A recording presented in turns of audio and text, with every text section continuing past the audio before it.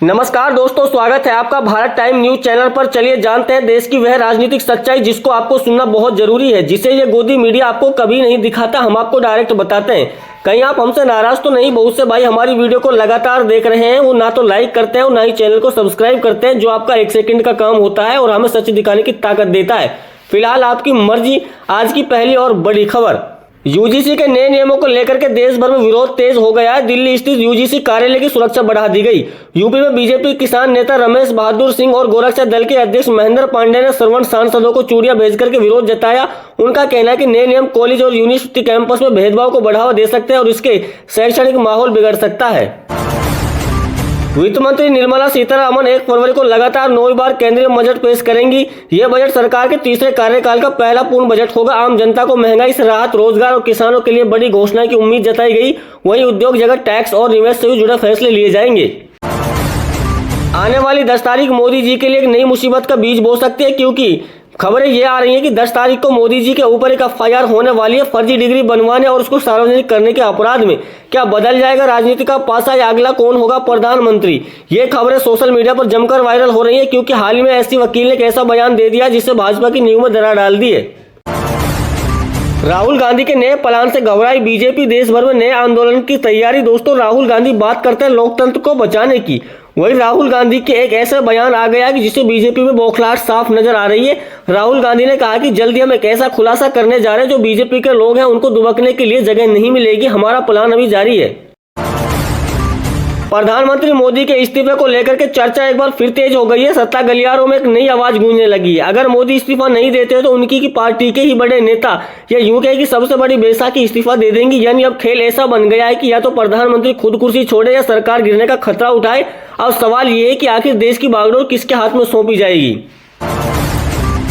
भारत और यूरोपीय संघ के बीच ट्रेड डील के बाद इंपोर्टेड लग्जरी कारों पर बड़ा असर देखने को मिलेगा। समझौते के बाद कारों पर टैरिफ 110% से घट करके 10% रह जाएगा। वहीं प्रीमियम शराब पर लगने वाला टैक्स 150 रुपए से घट करके 20% किया जाएगा, जिससे लग्जरी प्रोडक्ट सस्ते हो सकते हैं।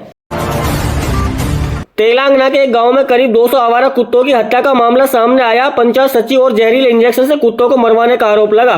रिपोर्ट के मुताबिक बीते 1 महीने से इलाके में करीब 1100 कुत्तों की मौत हो चुकी है, जिसके बाद प्रशासन ने जांच शुरू कर दी है। यूजीसी नियमों को लेकर के शंकराचार्य स्वामी के बयान के बाद विवाद और गहरा गया। इस मामले में इस्तीफा देने वाले अधिकारी अलंकार अग्निहोत्री ने भी तीखी प्रतिक्रिया दी।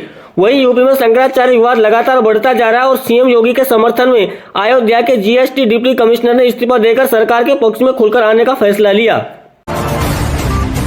अमेरिका ने भारत को दी फिर धमकी। उन्होंने कहा कि अमेरिका से सही से पेश आए भारत। ट्रंप के मंत्री लुटनिक बोले कि हमें कई देशों को ठीक करने की जरूरत है और भारत अमेरिका के बीच अभी ट्रेड डील साइन नहीं हुई है। इस डील से पहले डोनाल्ड ट्रंप के वाणिज्य सचिव होवार्ड लुटनिक ने ऐसा बयान दे दिया। उन्होंने कहा कि भारत को अमेरिका के साथ सही से पेश आना होगा।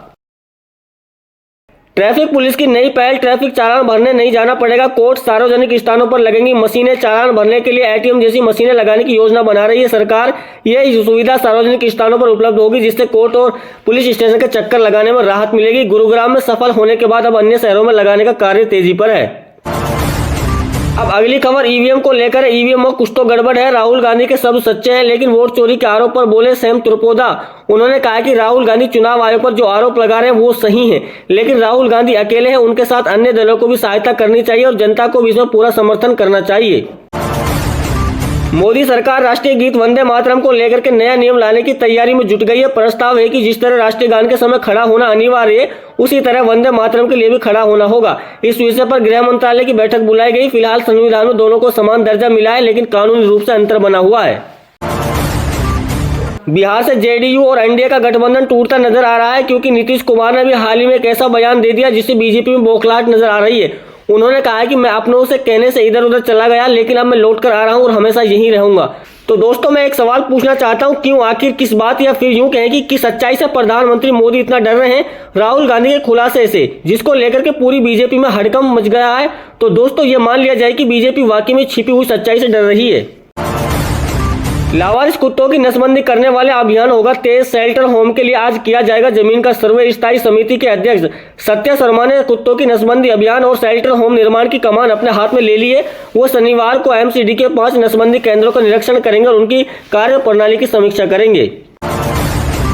बीजेपी के अपने ही नेता उतर आए बगावत पर। बीजेपी के अपने कद्दावर नेता सुब्रमण्यम स्वामी का चौंकाने वाला खुलासा कि मोदी नालायक है। कंगना रनौत को भी आड़ो हाथे लिया। उन्होंने कहा कि यह महिला मोदी की पसंदीदा महिला है। चाइना ने हमारे देश की जमीन हड़प ली और मोदी जी कहते हैं कि यहाँ कोई आया ही नहीं। सुब्रमण्यम स्वामी इन बयानों में राजनीतिक हलचल तेज हो गई। हम हैं मोदी जी के साथ। दिल्ली के पूर्व मुख्यमंत्री अरविंद केजरीवाल ने पीएम मोदी और डोनाल्ड ट्रंप को लेकर के बड़ा बयान दिया। उन्होंने कहा कि मोदी जी डर गए। सारी ताकतें होने के बावजूद भारत सरकार कोई अच्छा फैसला क्यों नहीं ले रही, क्योंकि हर बार अमेरिका भारत को झुकाने की कोशिश कर रहा है और मोदी जी अपनी दोस्ती निभा रहे हैं, जबकि भारत को भी 100% टैरिफ लगा देना चाहिए। किसानों के लिए खुशखबरी, फरवरी में आएगी पीएम किसान की 22वीं किस्त का इंतजार कर रहे लंबे समय से उन किसान भाइयों का पैसा है जो कि फरवरी महीने में बजट के तुरंत बाद डाल दिया जाएगा।